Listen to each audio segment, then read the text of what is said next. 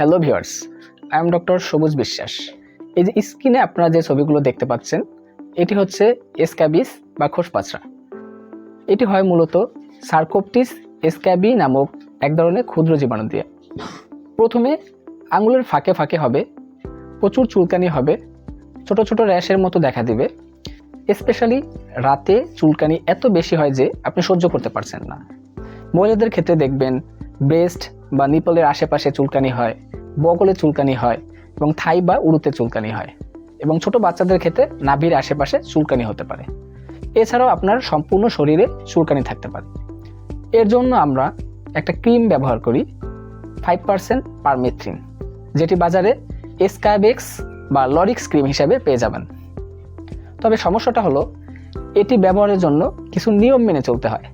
নিয়মটি খুবই সহজ।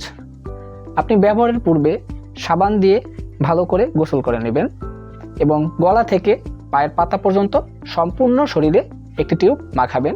কোনো বিন্দু বাদ দিতে পারবেন না। সকালে উঠে ভালোভাবে সাবান দিয়ে গোসল করে নেবেন এবং এক্ষেত্রে একটা জিনিস বিশেষভাবে খেয়াল রাখতে হবে।